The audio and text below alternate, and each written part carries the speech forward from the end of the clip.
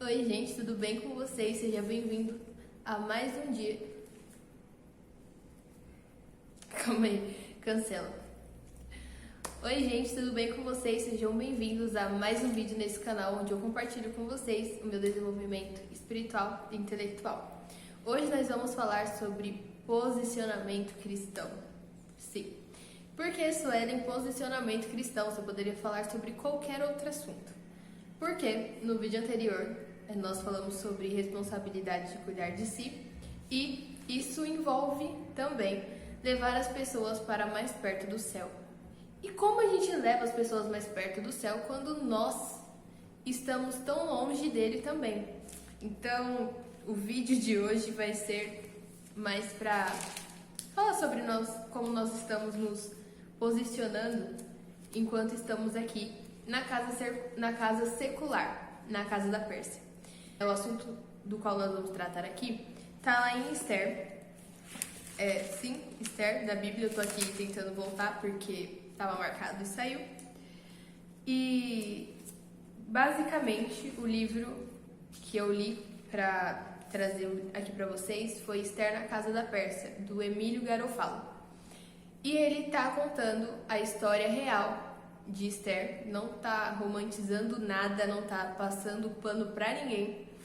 E ele tá deixando claro as coisas que geralmente a gente acaba perdendo, principalmente quando a gente tá ali só ouvindo a pregação na igreja sobre Esther e a gente não para ir ler o texto, buscar a referência, entender o que estava acontecendo naquele período, a gente acaba perdendo algumas coisas que são importantes. E para começar, eu quero trazer para vocês uma diferençazinha rápida. O livro de Daniel e o livro de Esther, eles são muito diferentes. Porque, ao contrário do livro de Daniel, que os jovens eles estão sendo levados, eles são tirados do meio do seu povo, eles são tirados de Israel, estão sendo levados ali para a Babilônia, no livro de Esther, Esther e Mardoqueu, eles nunca tiveram esse contato com o povo de Israel. Eles não tinham contato com pessoas fazendo todas as cerimônias religiosas, que sabia exatamente como se posicionar, como viver como cristão, basicamente. Só que também tem um outro ponto, porque Esther e Mordecai, ou Mardoqueu, eles não precisariam mais estar ali no reinado de Xerxes, porque os israelitas, os judeus, eles já tinham sido liberados para voltar cada um para sua terra, para sua nação, para viver da forma como quisesse viver. E eles decidiram, por vontade própria, continuar ali com o rei Xerxes, que, por sinal, era um rei muito poderoso, porém pagão. E para vocês terem noção, porque isso vai ser muito importante, então anotem isso, por favor. O rei Xerxes, ele tinha 127 províncias. Ele estava reinando sobre a Índia até a região da Etiópia. Então, assim, era muita coisa. Era um território muito grande. Então, a força que ele tinha, a quantidade de dinheiro que ele tinha, a pompa e a circunstância daquele reinado era muito grande. Tanto que o primeiro livro, o primeiro capítulo de Esther, vai falar justamente sobre uma festa que ele estava dando que durou simplesmente 180 dias. Então não era uma festa qualquer, e era uma festa justamente para mostrar o poder e riqueza que ele tinha. Mas vamos falar sobre Esther e Mardoqueu. Eu vou chamar de Mardoqueu, mas também tem algumas pessoas que na Bíblia está a tradução Mordecai.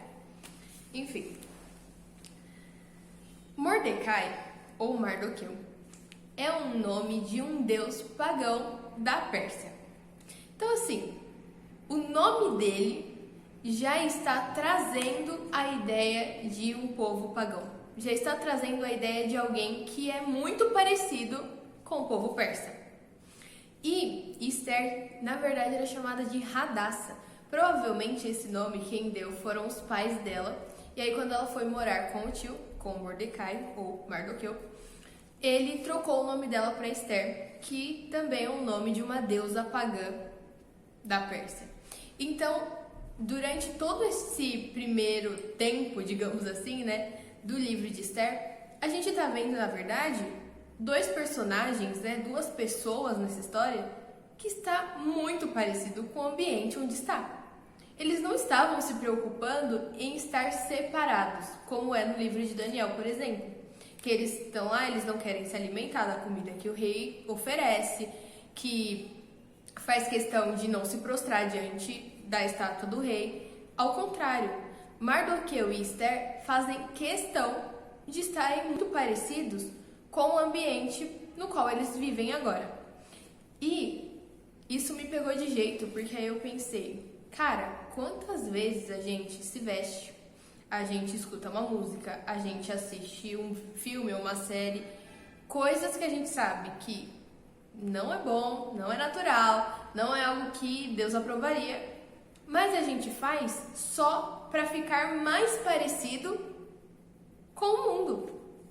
E assim, no caso deles, eles queriam tanto passar despercebidos, porque você consegue notar que, por exemplo, se você chegasse lá, né, digamos que você foi transportado para a Pérsia, e aí você escuta o nome Radassa. Para eles que estavam lá, Radassa era um nome muito judeu. Era um nome judaico, entendeu?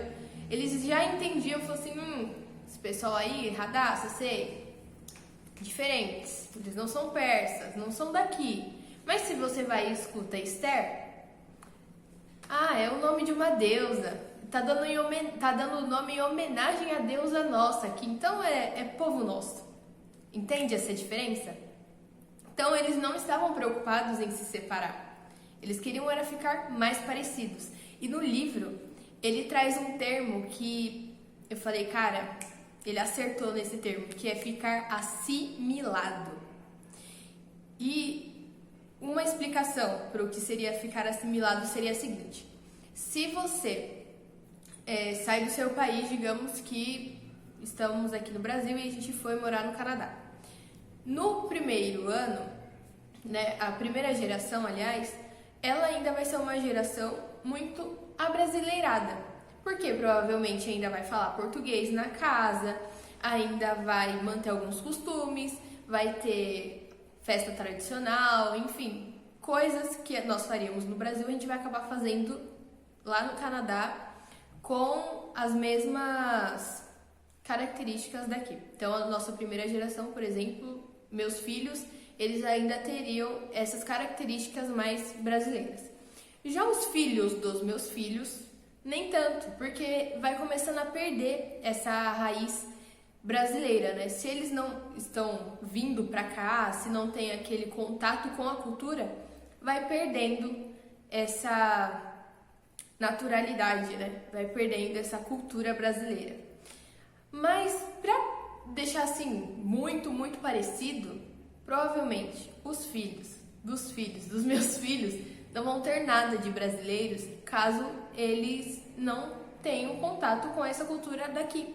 Caso eles não venham para cá, caso eles não venham para o Brasil pelo menos uma vez por ano, sei lá, eles vão ficar completamente canadenses. Para eles, o natural é viver lá.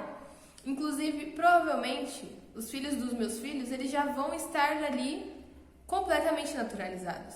Eles não vão ter essa coisa de falar muito português, não vão ter essa preocupação com as festas tradicionais ou coisas que a gente comeria aqui. Enfim, isso é para você entender o que é assimilação. Então, ele fica tão normal, para ele é tão normal estar naquela estrutura, que para ele fazer coisas brasileiras, na verdade, é incomum. Na verdade, é algo que não é natural. Então, Esther e Mordecai, para eles já não eram natural esse contato que eles tinham com a nação de Israel. Para eles isso não era o mais natural. Para eles já era natural mesmo viver como os persas. E para piorar a situação um pouquinho mais, tem algo que a gente sempre deixa passar, que é quando o rei manda a rainha Vastes passear, tira ela do cargo dela, né? Tira ela da posição de rainha e pede para o pessoal ir buscar mulheres nessas províncias as mulheres mais bonitas para que ele possa se casar novamente, ter uma nova rainha. A gente coloca na nossa cabeça, né? A gente tem uma imagem de que, tipo assim, é tipo um concurso de beleza. Que eles vão lá, vão escolher as mulheres e aí depois, você não foi escolhida, volte para a sua casa. Não. As mulheres, elas eram capturadas, elas eram raptadas das suas famílias. Eu fico imaginando que deveriam ter mulheres que estavam super felizes, que olhavam e falavam assim, nossa, é a minha oportunidade de ser rainha. E outras que estavam desesperadas, que os pais iam lá e escondiam elas, entendeu? Pra ninguém levar ela pro rei, porque elas não iam voltar mais, elas iam ficar no harém do rei pra sempre. Então assim, foi lá pra ser rainha, não foi, infelizmente, minha amiga, agora você vai ficar aqui, não vai sair, e aí, quem sabe um dia o rei te chama, né? É isso aí. Então, não dava pra entender essa... A gente perde isso, a gente acha que era uma coisa normal, não era, gente. Elas estavam sendo raptadas, elas iam ficar lá e a gente acha que isso é uma coisa normal, né? Tipo, é coisa da história. Era um concurso de beleza, vai ser uma seleção pra ver quem vai ser a rainha. Não. E a gente vê na história a Esther sendo muito querida, amada, né? Todo mundo ali tá gostando dela. E a gente não para pra pensar que, tipo assim, você acha que isso deveria ser um comportamento de uma cristã? Você praticamente se oferecer, deixar ali em aberto, falar assim, olha, eu quero ser rainha, tá? O que vocês pedirem pra eu fazer, eu faço. Vou fazer amizade com todo mundo aqui que tem esse poder, essa autoridade, porque eu quero ser rainha. Gente, Esther, de fato, ela consegue ser rainha. Só que assim, você já parou pra pensar que ela é rainha de um povo pagão? Ela não é a rainha de Judá, do povo de Israel. Não, ela tá sendo rainha de um povo pagão, de pessoas ali, de um reinado gigantesco de 127 províncias que adoravam uma infinidade absurda de deuses e que nenhum deles era o nosso Deus, entendeu? A gente tá olhando para essa história e a gente tá vendo só a parte final lá. E a gente vai chegar nessa parte, só que eu quero deixar claro, porque o vídeo vai ficar muito grande se eu for falar tudo, então vai ser dividido em outras partes. Provavelmente daqui uns dias vocês vejam a parte 2. Não prometo que vai ser o próximo vídeo já. Talvez não seja. Mas, enfim, aguardem. E a gente analisa essa história, né, voltando, e a gente fica parecendo que tudo tá muito mil maravilhas e tal. E não é. E aí vamos trazer isso para nossa realidade. Em vez da casa da Pérsia, a casa secular. A gente divide muito a nossa vida como se a gente fosse crente na igreja e aí lá a gente tem uma vida religiosa. No trabalho, a gente tem uma vida secular. Na faculdade, a gente tem uma vida secular. Não. Tá errado, amado. Deixa eu te contar um segredinho. Ser cristão é um estilo de vida. Você não é crente só quando está dentro da igreja. E às vezes, olhe lá, porque às vezes você está dentro da igreja e não está sendo muito crente. Então, assim, vida secular pra gente não existe. Se você é cristão dentro da igreja, você é cristão fora da igreja, você é cristão no seu trabalho, é cristão na faculdade. Você não tem pra onde correr. Lembre-se que você é templo do Espírito Santo. Ser templo do Espírito Santo envolve você levá-lo, carregá-lo para onde quer que você vá. E aí a gente perde esse tempo, essa dádiva que é ser templo do Espírito Santo, que é andar com o Espírito Santo 24 horas por dia, 7 dias por semana, querendo ficar mais assimilado com o mundo, mais parecido com o mundo. Por motivos bestas, por prazeres que passam. A festa que você vai hoje, que você aproveita, que você bebe até cair, amanhã ela já passou, ela acabou. Você só ficou com a ressaca e ainda não tem a vida eterna. Para pra pensar dessa forma. Para pensar na quantidade de coisas que você faz achando que tem tempo, achando que Enfim, é melhor aproveitar enquanto pode e esquece que você vai ter um fim, que tudo isso vai acabar. E aí a gente vai perdendo o nosso tempo, falando, ai, que eu não tenho tempo para ir para a igreja, é que eu não tenho tempo de me comprometer com Cristo, é que eu não tenho tempo de fazer tal coisa, mas você tem tanto tempo para fazer tantas outras coisas, e por que por aquele que morreu na cruz por você, você não tem tempo? Porque é tão mais simples. E realmente, eu não vou falar pra você que é fácil ser crente, que é fácil ser cristão. Não é fácil.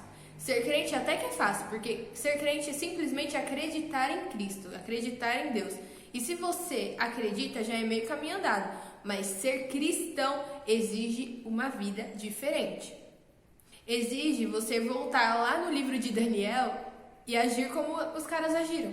E fica tranquilo, a gente vai chegar na parte em que Mordecai ou Mardoqueu, ele se toca, ele tem uma virada de chave e descobre que, putz, o que eu tô fazendo aqui? Lembra que aquele cara lá, ele era meu inimigo, e aí Deus foi lá e me livrou? Aí aí a história começa a mudar. Mas a gente vai chegar nisso, a gente ainda não chegou. Então vamos analisar isso agora. Analise aí a sua vida, porque quando eu fui analisar a minha, eu falei, ô Jesus, misericórdia. Gente, o livro com devoção que eu tava lendo, parecia que eu olhava pra ele e aí ele falava, você aprendeu a amar a Deus errado. E quando eu tava lendo este livro, infelizmente eu não tenho ele físico, eu li ele no Kindle, parecia que tinha me dado um espelho e falado assim, tá vendo? Essas ações aqui de Mardoqueu e de Esther, quantas vezes você não está fazendo exatamente a mesma coisa? Agindo como a rainha pagã de um povo pagão. Agindo como se você não fizesse parte de algo maior. Como se você não fizesse parte da videira. Agindo como se Cristo não fosse o seu Salvador. Agindo como se você fosse deste mundo. A gente não faz parte do mundo secular, a gente não é daqui. Mas enquanto nós estamos aqui, nós vivemos, nos preparamos para que nós possamos entrar lá. Bom, é isso, eu vou terminando aqui porque esse vídeo tá ficando grande e eu já vou seguir gravando a parte 2, então vejamos o que vai acontecer nos próximos episódios, nos próximos capítulos dessa história. Mas é isso, não esquece de deixar o joinha, se inscrever no canal, compartilhar este vídeo e comenta aqui pra mim se você já conhecia esse autor, se você conhece Esther na Casa da Pérsia. Compartilha comigo se você está se identificando com Mardoqueu e com Esther. Se você sabia de tudo isso, porque assim, quando eu comento com algumas pessoas, as pessoas falam assim, é sério? E aí eu olho e falo assim, sério, eu também não sabia, eu descobri e fiquei abalada. Mas é isso, gente, a gente tá com este livro aqui e não é um livro de contos de fadas. É um livro real, é um livro histórico. Então, pegue este livro, devore ele, cada palavra, e seja mais parecido com Cristo. Um beijão no coração de vocês e até a próxima.